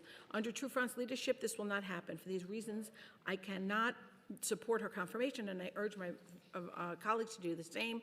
Therefore, I am a no on land use item 181, City of Yes, intro 1127A and 1128A, M79, and accompanying Reso 688, and an aye on all the rest. Thank you. Aviles. Permission to explain my vote. Permission granted. Today, we're voting on City of Yes for housing opportunity, and after significant back and forth with the administration, I will be casting a yes vote today. While the mayor, through his initial proposal, failed to create a sufficient plan for affordable housing, I am proud to have worked alongside my colleagues and Speaker Adams to ensure significant capital investments through our City for All package. My vote today is an acknowledgement of the $2 billion committed to maintaining our parks and public infrastructure, an acknowledgement of the $2 billion allocated to affordable housing preservation and development, and of the 187, for the commitment to expand city FEPS that will create additional housing for our homeless neighbors, and the $200 million commitment to reduce vacancy rates in NYCHA. While this is a major win for the council, I want to acknowledge that this is only a piece of the work we need to continue to engage in to create a more just and livable city for working-class New Yorkers. I will continue to fight on behalf of my constituents to ensure that they and their families can grow and prosper in our communities without fear of displacement. Thank you, Speaker Adams, and with that, I vote aye. Ayala. I vote aye. Banks. Permission to explain my vote. Permission granted. This has been an extremely tough vote when it comes to LU 181 and Resolution 689. However, my vote today will be a no on the text resolution, but it's not an objection to housing. It's a call for us as lawmakers and the administration to go back to the drawing board and tackle the issues with a more nuanced, community-based approach. Of course, the city needs more housing, but the housing should reflect the wishes of the communities that are already here, the ones we represent, and not cater to the desires of outside interests and their idea of what the city should look like. Affordable housing crisis is not to be solved by, should not be solved by a one-size-fits-all approach. The neighborhoods I represent each have their own unique needs and challenges, and my constituents have made it clear that they do not want to see their communities fundamentally change without real consideration for their input. I want to emphasize that I appreciate the support and commitments that were given in the City for All, and I applaud my fellow council members, Land Use, Speaker Adams, for their efforts in bringing about investments in critical aspects of the city, such as NYCHA developments, Mitchell-Lama, and pathways to home ownership, which are dear and near to me. However, I still cannot approve the City of Yes Text Amendment number 3, as I believe that the zoning code's changes would be detrimental to my district. My constituents feel the same, and I must stand with them. I, on all except intro LU 181, Resolution 689. Thank you. Thank you. Botcher. Congratulations, Speaker Adams, Chair Riley, and Sanchez. Aye on all. Brennan. Aye. Brewer. Aye. Brooks Powers. Permission to explain my vote. Permission granted. The City of Yes for Housing Opportunity has led to meaningful and much-needed conversations around housing disparities in our city. My community members have fought to protect the characteristics of the communities they have come to love and safeguard them from the climate risk and vulnerable infrastructure we see today. Thanks to their advocacy, the final proposal excludes ground floor and basement ADUs in coastal and inland flooding zone, limits the transit-oriented development radius near Long Island Railroad stations, and preserves full parking requirements in nearly all of our district, key safeguards for our community. This proposal will enable more working-class families to access homeownership opportunities and therefore build generational wealth. It will help New Yorkers preserve their homes through homeownership assistance and access more affordable units across our city. Importantly, these negotiations have also secured much-needed commitments for investments in infrastructure and climate resiliency. For a district like the one I represent, which faces chronic flooding and crumbling infrastructure, these commitments will be important for ensuring that any future development is sustainable and equitable. These concessions were important to get me to where I am today. I would like to acknowledge the tireless work of Speaker Adams and her office, especially Jeremy John, Faiza Ali, Peristrada, and the entire Land Use Division throughout this process to craft a plan that better reflects the diverse needs of communities across our city. Today, I will vote yes, recognizing that while no plan is perfect, this amended version represents a step towards addressing our city's housing crisis while prioritizing the needs of our community. Thank you. And if it wasn't clear, I vote aye. Thank you. Thank you. Come on. Permission to explain my vote? Permission granted. Thank you. I want to take the time to give everyone who worked so hard on this their flowers. Thank you, Speaker, the Speaker's team, Council Land Use, Council Finance, Councilmember Sanchez, and everyone else who threw down to fight for City of Yes and the City for All commitments. This is an important step towards ending the housing crisis in all of our backyards. Today's vote is for City of Yes and. New York's housing crisis is dire, and going forward, we're going to need to do more of that. We need social housing in all of our backyards. Yes, we need some higher density housing in all of our backyards. We need supportive housing in all of our backyards. Let's keep building, preserving, rehabilitating, and individualizing housing for every New Yorker. Our goal is and should be a home for every New Yorker, no matter who you are, no matter what your needs are, no matter your circumstances. So today I vote aye on all. Thank you. Carr. Permission to explain my vote? Permission granted. Thank you, Majority Leader. I just want to take a few minutes to also talk about the appointment of Muriel Good-Trufant as the next Corporation Counsel. My colleague, Councilmember Ariola, spoke articulately about the issues concerning the separation of some of our city workers and the failure of them to be returned to office. Unfortunately, she has been one of the main obstacles to their return, and these are good civil servants. But on top of that, she has articulated some other standards that I think are troubling. One of them we heard about earlier today, which is with respect to IESPs for non-public school students. She seems to be one of the architects of the current proposal, which would essentially force parents to give up their children's rights in order to get services come January, services they should have been getting and have been getting for years and should have been getting since the start of the academic year. And she's also articulated a troubling standard with respect to our constitutional rights, claiming that local laws and other acts of legislative bodies should only be struck down as unconstitutional if they can be proven beyond a reasonable doubt that they violate the Constitution. Frankly, I think our constitutional rights should be a lot more accessible than that. And I think that's the standard that the courts in the state have applied, regardless of the parties of the judges who are sitting in hearing our cases. And so, unfortunately, she seems to be part of the effort to continue to appeal the non-citizen voting ruling, which is a plain text reading of the New York State Constitution, that voters in this state must be citizens. And so I think that those of us who care about our constitutional rights, particularly those that may have been recently added by a recent proposition, should hope for a more accessible standard from somebody who's going to be serving as our corporation counsel. And that's why I cannot support her nomination.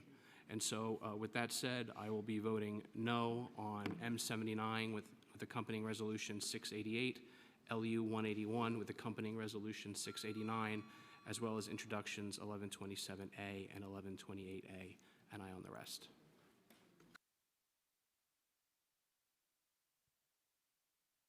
Thank you. Sanchez. Aye on all. Thank you. De La Rosa. Aye on all. Dinowitz. Aye on all, with the exception of LU 181 and Resolution 689.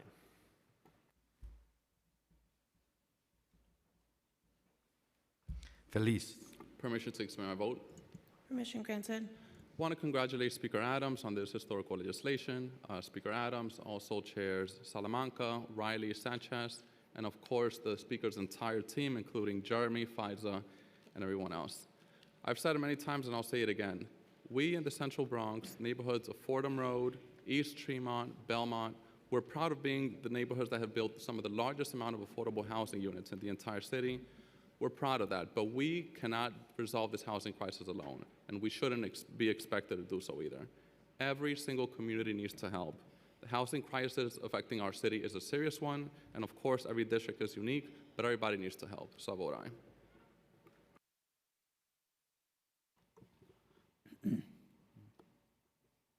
Thank you. Gennaro. I vote aye on all with the exception of LU 181 and Reso 689, on which I vote no. Hanif. Permission to explain my vote? Permission granted. I vote aye on all. I am proud to vote aye on the City of Yes for Housing Opportunity proposal, which includes significant modifications secured by the council, including an unprecedented $5 billion investment to fund the council's City for All housing plan. This transformative plan will help our city address the housing crisis that is pushing too many New Yorkers to the brink of displacement. The City of Yes for Housing Opportunity zoning changes will help alleviate the affordable housing shortage, while the comprehensive City for All investments will directly address the most immediate issues facing homeowners, renters, and those experiencing homelessness. Together with the implementation of the newly passed FAIR Act, these steps will make it easier for New Yorkers to lay down roots in all 5 boroughs. This milestone also reflects the lessons we learned from the Gowanus rezoning in my district. The targeted investments in deep affordability and neighborhood infrastructure, ranging from sewer and street upgrades to flood mitigation and new open spaces, will not only support equitable development, but also lay the foundation for sustainable and resilient growth across communities in our city. I want to thank Speaker Adams, my fellow council members, especially Council Members Sanchez and Ressler, whom I was proud to join in helping shape the final proposal, my constituents, and all the advocates who have worked tirelessly to bring us to this moment. I ran for City Council to be a pro-housing legislator, and I'm proud to deliver on that commitment today. Thank you. Hanks. I vote aye on all with the exception of land use item 181 with the accompanying Reso 689. Holden. Aye on all with the exception of LU 181 and accompanying Reso 689, M79 and Reso 688, and intros 1127A and 1128A, of which I vote no. Thank you.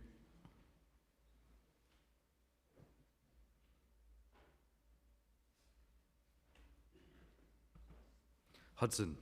Aye on all.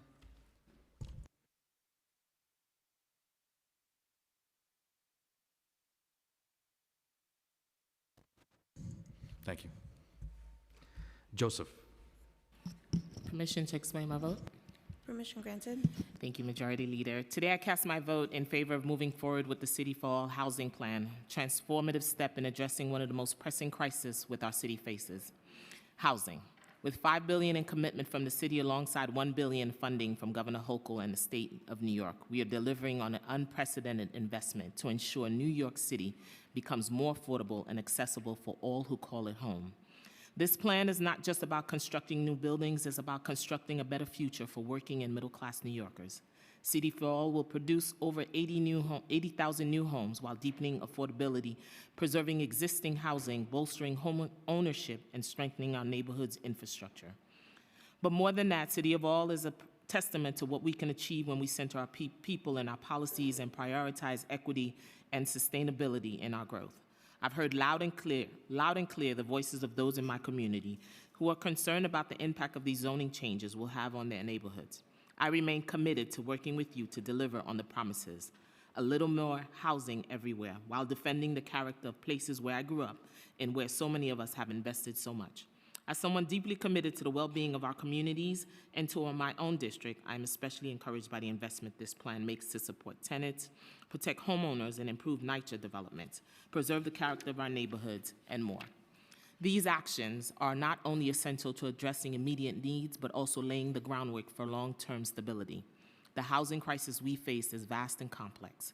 It demands ongoing attention, innovation, and collaboration. We must continue to push for policies that go beyond zoning reform and address the root causes of inequity in housing. This means doubling down on affordability, protecting tenants from harassment and displacement, and expanding pathways to homeownership. It means ensuring every community has the infrastructure, parks, schools, and transit system needed to grow sustainability. It means recognizing housing as a fundamental right and using every tool at our disposal to deliver on that promise. I thank all who worked on this. Thank you, Majority Leader. Thank you.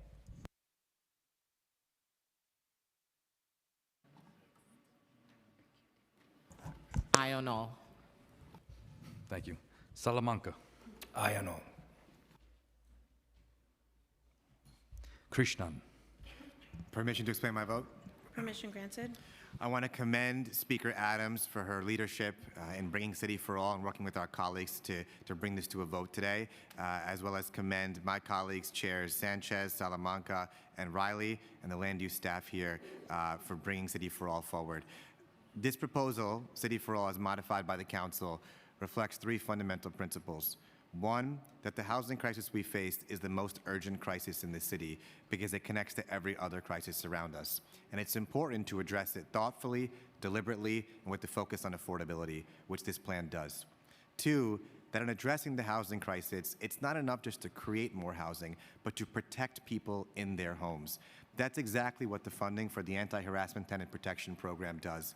And as a legal services lawyer that worked As one of the legal services lawyers that worked with city government to create this program 9 years ago, I know personally how important it is to keep tenants in their homes through this program and how it works to fight displacement.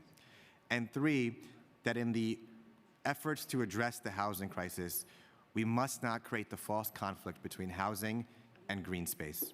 And as the Parks Chair, I see clearly how this City for All proposal does exactly that. Building housing, focusing on affordability, but not fostering a false conflict between that and green space. That's why I'll be voting for it. And with that, I vote aye on all. Thank you. Thank you. Lee. Permission to explain my vote. Permission granted. So before I start, I just wanted to recognize the efforts of DCP, Chair Garodnick, his team, as well as our Land Use Division for all their time and effort and energy into this proposal and for answering our many, many questions along the way. So thank you for that. And every neighborhood, just want to say every neighborhood faces its unique challenges. I'd like to thank and commend Speaker Adams' efforts to address many of these challenges. While the most recent amendments to the City of Yes have alleviated some of my most dire concerns, there still remains issues that can significantly impact my parts of Queens, Eastern Queens, and other parts of the city.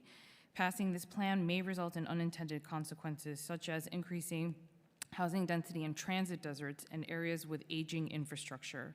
The proposal of ADUs like basement apartments and garage conversions will place further strains on areas that are not fit for additional density. Solving the housing and affordability crisis can only be done through equitable and fair measures that serve the unique needs of all New Yorkers. The decisions we make today in changing zoning will have impacts that will be felt for generations, and we must value the crucial and informative perspectives of the people and communities we have been elected to represent, and my communities have been very loud and clear. This is a complicated endeavor that requires more nuance, time, and thorough planning to incorporate the realities of our diverse neighborhoods throughout the city. So therefore, I am voting no on LU 161, Reso 689, Intro 1127, and Intro 1128, and aye on all the rest.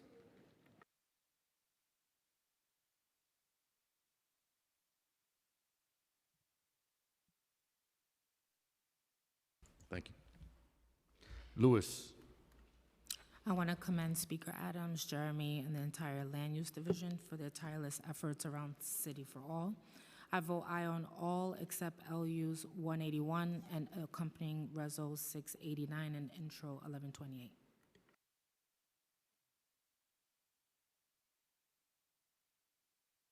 Thank you.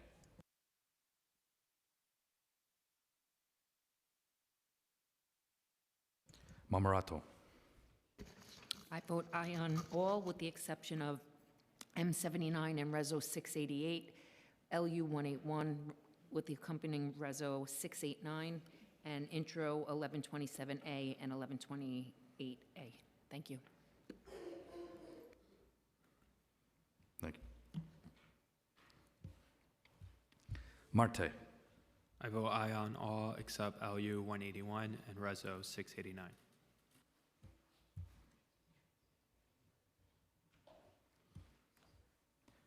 Mealy. May I explain my vote? So ordered. I want to thank the speaker and the whole body, land use, for all that they have done. But I was thinking of I have the most community boards in the whole city, and every last one of them has voted no. And before this was even a major issue, I did numerous of meetings with my community. My community is a well-informed community. And to think about it, my district is double parking triple times. And to think now developers have absolute power to not do any parking whatsoever. I feel this body is taking our own power away from ourselves. We can't negotiate with the developers. They can do whatever they want. And then to think about, I asked numerous times, what about houses of worship? If you're gonna take houses of worship and put it on a back burner, something is wrong with this city. Because we should be founded on some kind of faith to make sure that our houses of worship are taken care of first. So with that, I just said I will be voting on all except 1127A. I vote no. I vote no on 1128A. And to think about it, I asked the land use numerous times, if we're gonna change our garages into housing, have we talked to the insurance company to see if those little extra adjectives to our homes can be insured? I still have not gotten that information as of yet. Please consider that. I feel we can do better for this city. And I vote, I abstain on M79, Reso 688, no on LU 181, and Reso 689. And I thank everyone who had numerous meetings, but I feel we could do better. And to think about, 12 years ago I was in office, Councilmember, your time has and expired. I put in $3.5 million, and when Councilmember, I your came time back, has expired. they still did not do it. Your So time the has $8 expired on the million floor. Thank you, Councilmember Mealy. Councilmember Lee for clarification. Sorry, I gave the wrong number. LU 181, not 161. Thank you. Thank you. Menon. Aye on all. Moya. I vote aye. Narcisse. How would I accept LU 181 and accompanying Reso 689? Thanks. Thank you. Nurse. Permission to explain my vote? Permission granted. Thank you, Majority Leader. I just want to thank my community members who took the time to wrestle with this very challenging proposal. I also want to echo the accolades for land use. You guys are the best. Thank you for coming out to my district and making yourself available for town halls. I want to thank the speaker and her team, Councilmember Sanchez for your leadership, and everybody who worked to really shape and pull together the City for All plan. And just to say that I recognize this process has been very difficult for my community, and I acknowledge that at the heart of a lot of their concerns is deep distrust in our government. They don't feel protected from speculation. They don't feel protected from harassment. They don't feel protected from people who want to steal their properties. They don't feel protected from slumlords. And we really need to do more to protect and defend them. And I believe the investment that was secured starts to address these concerns, and we have a lot more to do. But I I think it's really a shame to hear some members here today diminish this $5 million investment for our communities as monopoly money. Because while some of those members might see homeowner down payment assistance funding or funding to help elders keep their apartments and their buildings up to code, or free legal support for tenants and homeowners, you might see that as nothing, but I can guarantee that there are people in your districts who damn well need that support. And I think that kind of characterization is foolish. I do want to thank the Base Coalition for their advocacy work and really fighting for the ADUs and basement conversions and helping us take meaningful steps to create safe, habitable basement-level apartments. And lastly, I just want to thank my team for helping me navigate this difficult process. I vote aye. Thank you. Thank you. Osei. I vote aye on all. Palladino. Permission to explain my vote. Permission granted. Well, once again, we're here, and it's the tale of two cities. I'm going to tell you something. We did this wrong. I said it from the beginning. This was like a freight train that got rushed through. I appreciate the hard work and the efforts that the land use committees did. I appreciate the negotiations that happened, but they happened way too late. It's as simple as that. The process was a mess from day one. And then in the final days, last week, 2 weeks ago, we rushed through negotiations and compromises in order to get this passed. I fear that this body is now going to spend years trying to make sense of what we are about to do, with carve-outs and fixes and clarifications, all because we didn't take the time to do this right, or to listen carefully to what the people are telling us. I come from a district in Northeast Queens, and in Queens, as it was earlier stated, 12 out of 14 rejected this particular City of Yes plan. And it's not because anybody here is a NIMBY or they don't want it. That's not it at all. What it is it was not planned properly. For example, infrastructure experts tell us that we can barely sustain housing as it currently exists. Flooding is a major problem in this city. Sewers are overwhelmed as it is, and the electrical grid is at a breaking point. And we continue to strain it even more with the electrification mandates, adding thousands of new households to these systems without first considering local infrastructure which is going to result in a disaster. We've been told we're in a housing crisis. This is not the case. What we have here is an affordability crisis that is not limited just to housing. But adding density isn't going to lower the cost of living. It never has. Councilmember, your time has expired. Just one more second, please. You cannot give me one example of a large city that has gotten more affordable and has gotten less dense. Just does not exist. And there are other ways, but my time is up. But there are ways that we could have fixed this without rushing it through the way we did. I know a lot of hard work went in, but I have to agree with my district, and I must vote no, most definitely no. LU 181 with accompanying Reso 689. M79 with accompanying Reso 688. Intros 1127A, no. 1128A, no. Thank you. Riley. Yes. Please, quiet on the floor. Rivera. Permission to explain my vote. Permission granted. Thank you. I just want to thank the speaker for being a housing champion, for seeing that all of our neighborhoods are indeed distinct. Countless hours have been put in with our fellow public servants working tirelessly, even before our last vote, to get this right, because all council members were heard and all are deserving of a plan and opportunity to address our collective housing shortage. And to get here, I'm very thankful to City Planning and the Mayor's Office HPD for their collaboration, but a very, very special thank you to the City Council team for their hard work during negotiations. We've worked diligently to get to this moment. I'm proudly voting aye on the City of Yes, and we have and must continue to consider that our vacancy rate is less than 1.5%. Rents are at astronomical levels. Working class New Yorkers are telling us they are leaving because of high housing costs and the inability to own and keep their home.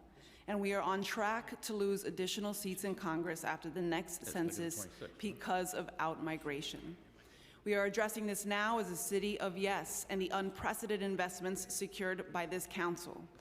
Rezonings are challenging, believe me, I know, but I believe it's our responsibility to take a much longer view of what our constituents need to survive and thrive now and for future generations. And with this plan, we are addressing the fact that this city is woefully behind in housing production.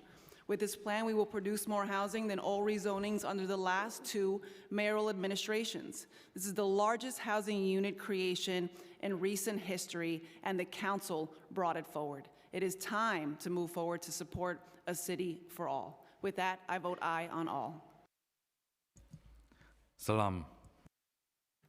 Yes.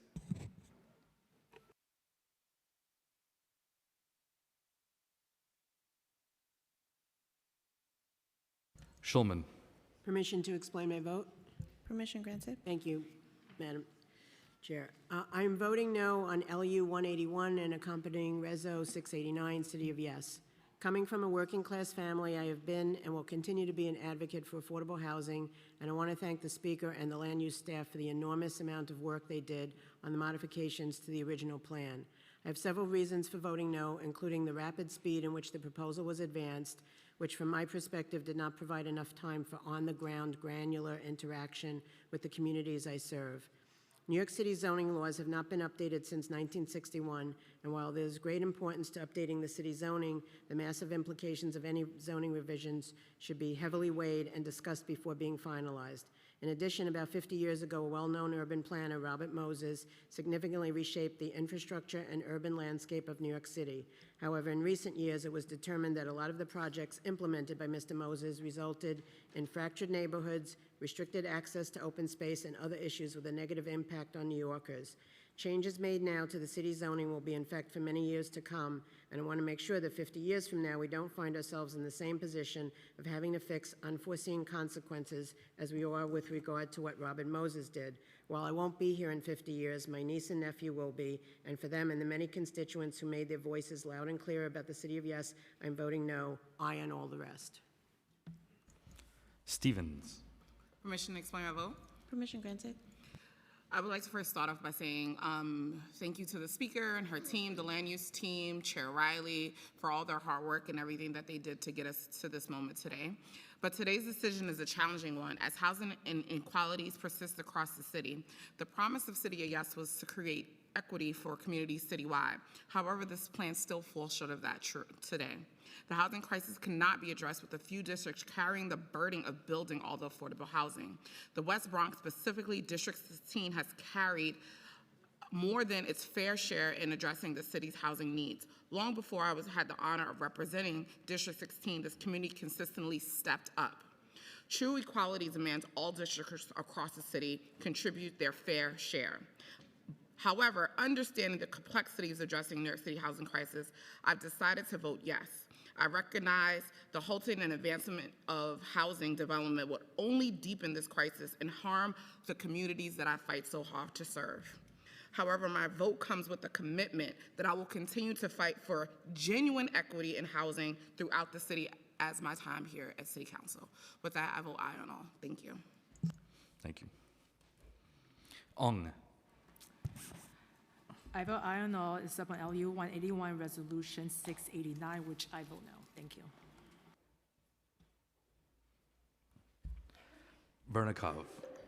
No on LU 181 with accompanying Reso 689. No on intros 1127A and 1128A. And no on M79 and accompanying Reso 688. Aye on the rest. Thank you. Thank you.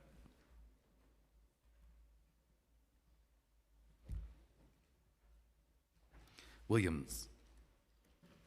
Permission to explain my vote? Permission granted. I'll be brief.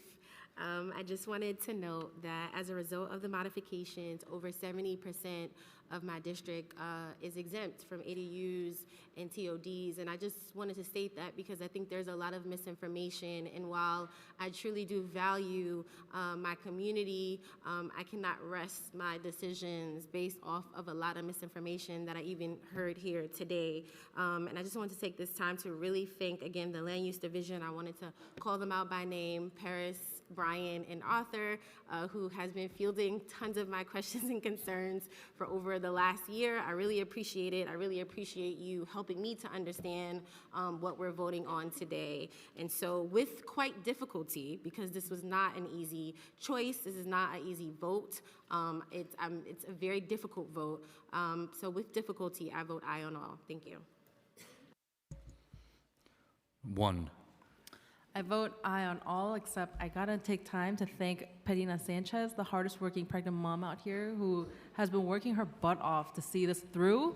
So I give her a big shout out, she's almost due, and thank you to Ralph, the speaker, and everybody else. Thank you.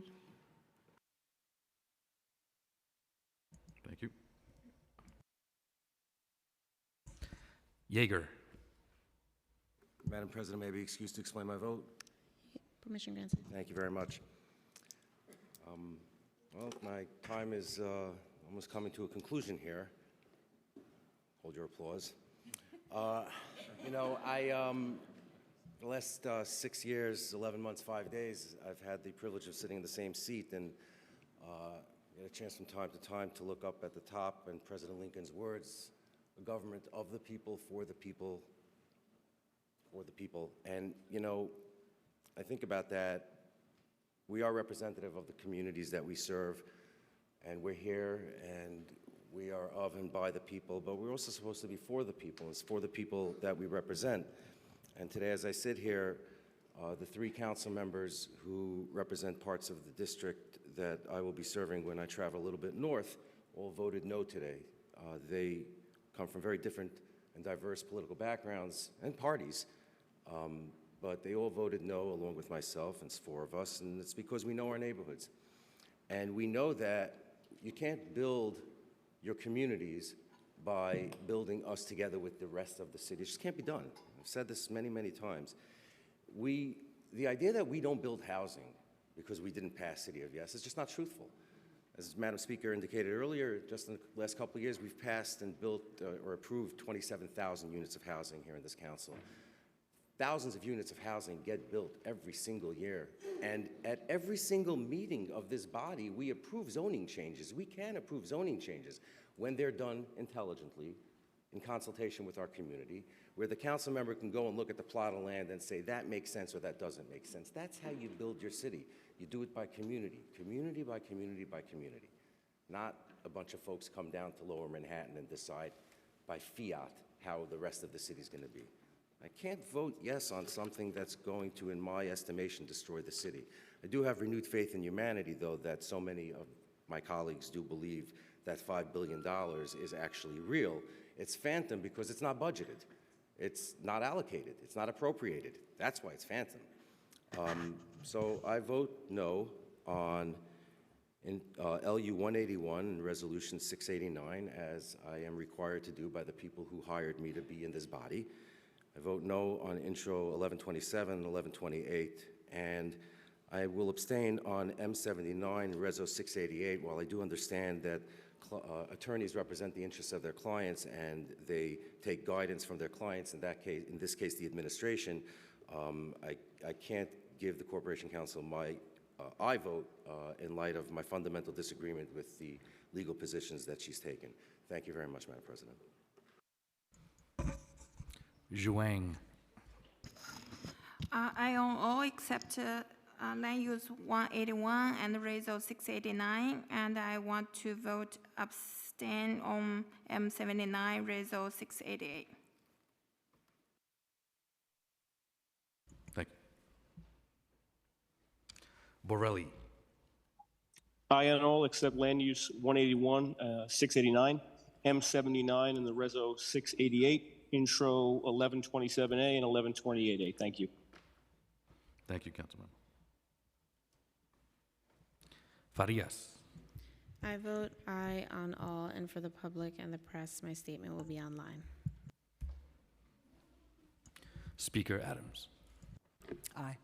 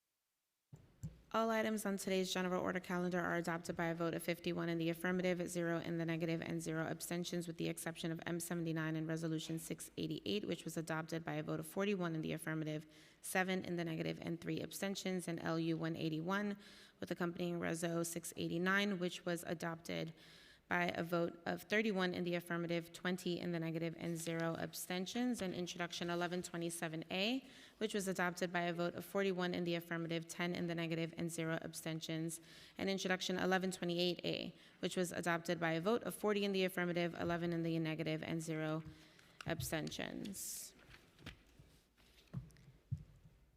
We will now, moving on to the agenda, introduction and reading of bills. Speaker? All bills have been referred to committee as indicated on today's agenda. Thank you. There are no resolutions on today's calendar, so we will now move into general discussion, and I'd like to recognize Councilmember Williams, followed by Marte, Caban, then Nurse.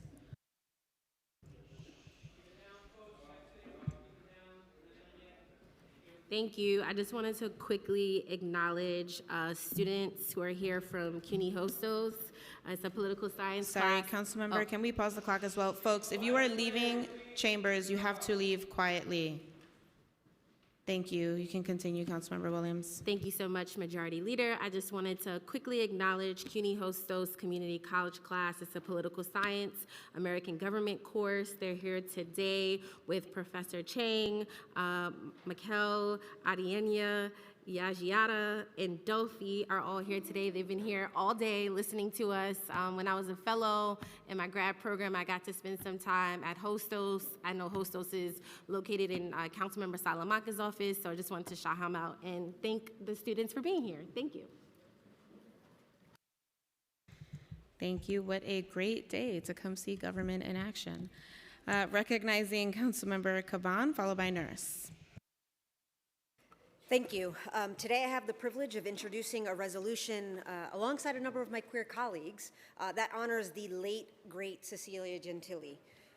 I've said this before, but Cecilia was everything and she did it all. She was a fearless leader, a trans icon, an author, an actress, a pioneering advocate for the dignity and freedom of sex workers, and so much more, and especially at a time where we are going to see the ramping up of the oppression, the repression, and the discrimination against not just queer people, but other already marginalized identities. I think about her more and more.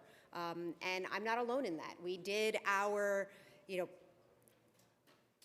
meetings in every single borough, yes, including Staten Island, meeting with queer folks and organizations and social workers and academics and advocates and community members. And there wasn't a single one of these conversations where her name wasn't brought up.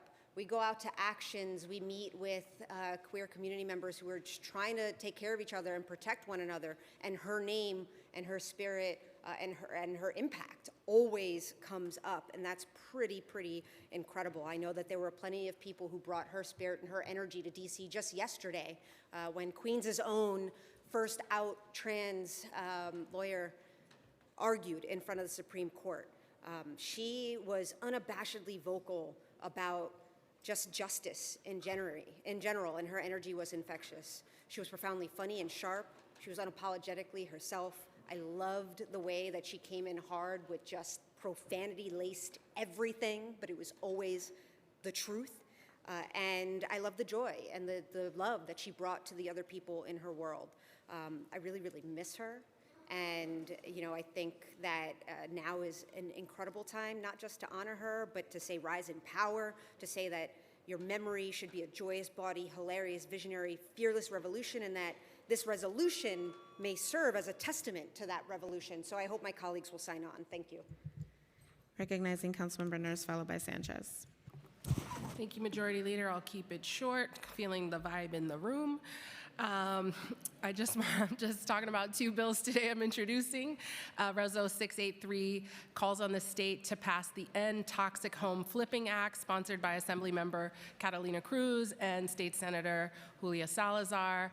This is a bill that comes largely from the concerns of my community, where we are seeing large corporations and private equity firms purchasing homes, slapping some sheetrock and paint on it, and making massive profits. So I hope you all will read this and sign the bill, or sponsor the bill. I'm also introducing Intro 1135 with Councilmember Gutierrez. This bill would require third-party grocery delivery services to pay their delivery workers a fair wage. I hope you will consider signing on to the bill. Thank you all. Thank you. Recognizing Councilmember Sanchez. Thank you, Majority Leader. Hi, everyone. Things were happening, so I left. But I just wanted to take a moment to thank all of my colleagues, and Julie, for your beautiful compliment. I want to turn that to my team. I think we're collectively the hardest working pregnant woman out there. So Sam, Ben, Gerard, Carla, Kim, Maria, Paola, Felix, and Arlendi, thank you. And I'm sorry to keep everyone, but somebody really special is leaving my team, and I wanted to give her flowers. My Chief of Staff, Sam Cardenas, who has been with me since my primary election in 2021. She's been incredible. She's helped to build our team. She's done so much for the city and for our district, and I'm truly going to miss her. But all the best to you. You are incredible, and you're a force of nature, and we love you. Thank you, Majority Leader.